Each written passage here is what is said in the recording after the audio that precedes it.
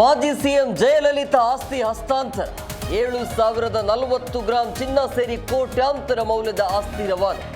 ತಮಿಳುನಾಡು ಸರ್ಕಾರದ ಸುಪರ್ದಿಗೆ ಮಾಜಿ ಸಿಎಂ ಆಸ್ತಿ.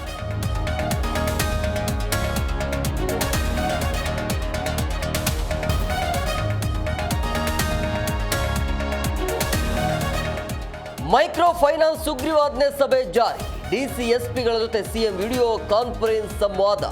ಜಾರಿ ಸಲಹೆ, ಸಿದ್ದರಾಮಯ್ಯ ಸೂಚನೆ ಸಾಧ್ಯತೆ.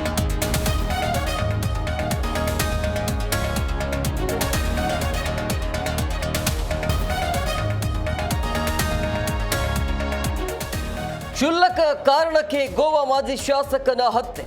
ಬೆಳಗಾವಿಗೆ ಆಗಮಿಸಿದ್ದಾಗ ಹಲ್ಲೆಗೈದು ಕೊಂದ ಆಟೋ ಚಾಲಕ. ಮಾಜಿ ಎಂಎಲ್ಎ ಲಾಹು ಮಾಮಲೆದಾರ್ ಮರ್ಡರ್.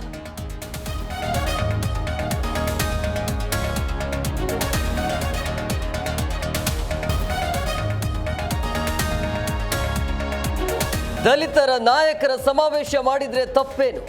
ಸಿಎಂ ನಾಯಕತ್ವ, ಡಿಸಿಎಂ ಸಂಘಟನೆಯಲ್ಲಿ ಸರ್ಕಾರ ಭದ್ರವಾಗಿದೆ. ರಾಜ್ಯದಲ್ಲಿ ಕಾಂಗ್ರೆಸ್ ಮತ್ತೆ ಅಧಿಕಾರಕ್ಕೆ ಬರಲಿದೆ ಎಂದ ಕೋನರೆಡ್ಡಿ.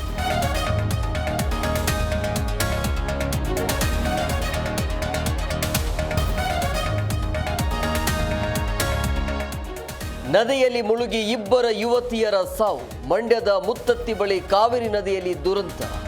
ದೇವರ ಕಾರ್ಯಕ್ಕೆಂದು ಮುತ್ತತ್ತಿಗೆ ಬಂದಿದ್ದಾಗ ಘಟನೆ.